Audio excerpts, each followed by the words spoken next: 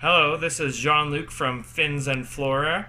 It is April 30th. I made a video yesterday about a female betta fish collecting up eggs and making a nest, and now is guarding that nest, and she's still doing that she was doing it this morning. I haven't checked her today. And if you haven't checked out that video, check that video out. But in April, towards the end of March, I was making a bunch of videos about my rainbow fish tank and my efforts to try and breed them, and I let that fall off to the wayside because life got busy, and I wanted to kind of share what's happened with that. Ultimately, that project didn't end well. I got 0 fry growing up, but I did have some successes, and I want to share that and ultimately why I think it failed. So first off, this is the rainbow fish tank, and I'm going to spin around here so I can point at things. So over here I've got some spawning mops, and I had put some spawning mops down in there before, and I got some eggs that way, and I actually just pulled an egg out of there.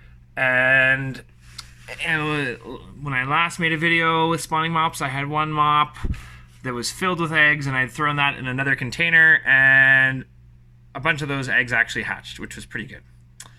Also, while I was trying this, it was just a little container, maybe about, I don't know, this long, a little dollar store container, and I put a bubbler in there with the mop, and I had the eggs hatch up that way. Not all of them, but I'd say at least 60% of them. And I also had found some fry free swimming up in the Ludwigia here, and I've been checking it. I've added some pearlweed floating as well to try and make some tighter cover towards the back part where the Ludwigia doesn't like to grow as much, and so we'll see if that works up. So this is my attempt at creating habitat for fry, because rainbow fish fry like to come up to the top, so this is a good spot for them to hide, and it's between the two outflow of the filters, so stuff comes through, but the current is not as strong. But I found 5 or 6 fry in here, and I siphoned them out, and I transferred them to my fry tank, and that is where things went sideways. But it wasn't a complete failure. The reason why it wasn't a complete failure is why this part was a failure. There's one last look. I really like what's happened over here. This is Hydrocotyle tripartita, or Japanese clover, and I'm hoping that some fry might end up going in there, but often I see some of the littler rainbow fish hanging out in it, on top of it.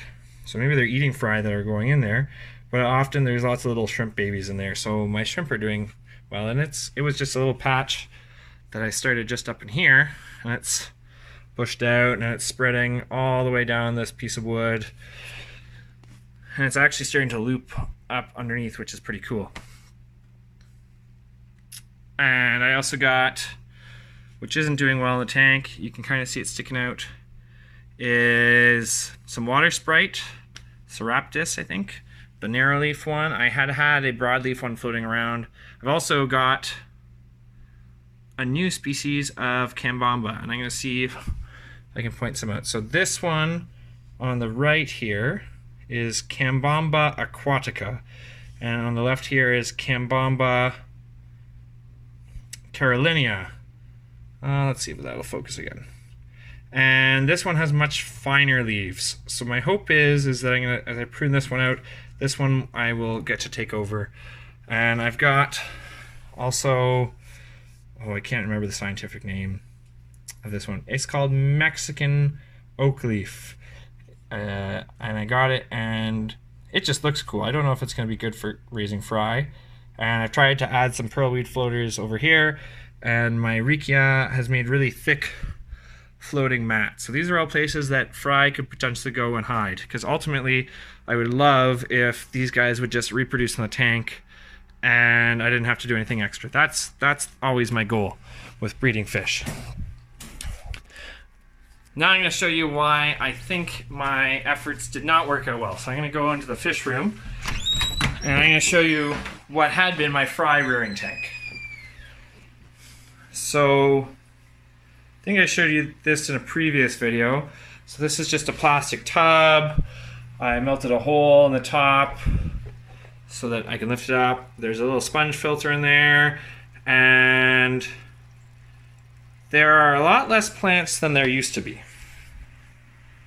And actually this whole rack is off of one little tiny air pump.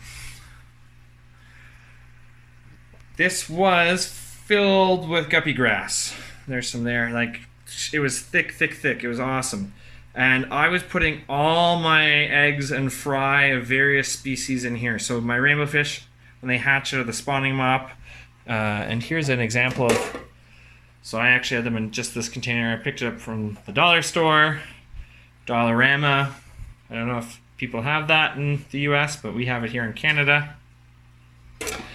And I had an air stone in there aerating it, and I put the fry in there, and I saw them living for about a week, and they've disappeared. Now for fry food I have a couple different things, and I've got lots of snails to help with the cleanup. I have used Rapashi. Now this is the grub pie. Now instead of actually mixing up as a gel, I've just been putting the powder in, and I've raised other fry successfully with that. The other thing I use are super worms, which I've talked about in other videos. And I chop them up, and usually there's a messy bit at the end, a lot of the fats and stuff, and I just drip that in, and I see the fry picking away at that. And I actually have raised up a lot of fry in here. Right now there's just one little rice fish fry in the back. Like, I think he's the only rice fish fry I've had, and he survived a whole bunch. But what I was breeding very successful in here were Fundelpanchax gardeneri, which is a type of killifish. And I think, and some of them were actually getting big enough, like this big, and they were sexing out in the tank. And I think what happened was the killifish just grew up faster than the rainbow fish and ate them.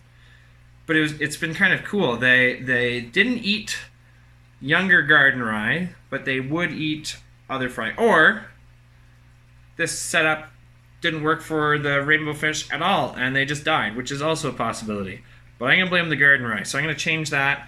I'm pretty good on gardeneri right now. I can quickly show you what they look like. I'm actually going to the bedroom, so I'm gonna cover this part up so you can't see all the mess in between, and hopefully I'll edit this out. But if I get tired and lazy, which will more than likely be the case, I won't do that. Boom. This is my gardeneri tank. There's a lot of glare. This is a 5-gallon. This is my custom lid for it. I've got really bright light to get it filtered. So what this is gutter guard mesh and egg crate, and they're just zip tied together. And so that way I can have very bright filtered light. And now that I put that off to the side, hopefully no one jumps out. So you can see a little bit better with that off. And it's been on my to-do list to prune this back for a while. I have to prune this back really heavily almost every week. This is a dirted tank that was initially set up by my partner. So I can't remember, I think this is Miracle Grow down here or something. And then decorative rocks on top, which is really annoying for planting plants into because the rocks are really thick. So I've got a lot of Rotala doing well in here. There's some of that Cambamba aquatica again. And there is one of my juvenile gardeneri. There's my one Endler male. And there's another juvenile gardeneri. And in the back is one of my male gardeneri. And there might be another one back there too. I don't know if this will focus on that. Beautiful fish. He's kind of old, so his scales are good. This is the original parent. Come on, focus. And I actually put, there's another little fry. There, and there's another little one, and another little one. So the fry actually are doing really well in this tank. And so this is just a little in-tank filter. Water actually is still trickling through there. And I put in some Ludwigia repens. And this is one plant that's trailing and creeping out across the whole thing. It's really sweet. Gotta remove some of this duckweed. If I were to scoop some of this out of the way, see there's lots of stuff going on underneath.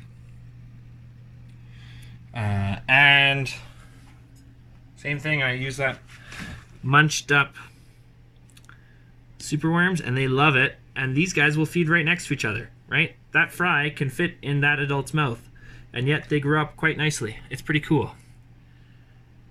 So I've got lots of Gardneri and one little endler. I was having, because of the messy bits, lots of free-floating things, and I had Hydra starting to appear on the front glass, and I put the one male endler in there to pick away at that, and I thought he might get consumed. But so far, he hasn't, and he's been okay. Oh, there's a bunch of glare. But I'm really happy with how this tank's turned out. And there is a spawning moth back in there. I pulled it out the other day, and I got like 20 eggs out of it. It was awesome. It's doing really well. Anyways, I thought I'd give you that update on how it's turned into a lot of why that rainbow fish probably didn't work out. We've snuck in a success story of Gardneri, and I've kind of given a tank breakdown on 2 tanks. I don't know what kind of filter it was. This was originally set up to be a beta tank, and I took it over and switched it into a killifish tank. But I like it. Alright, see you later, YouTube.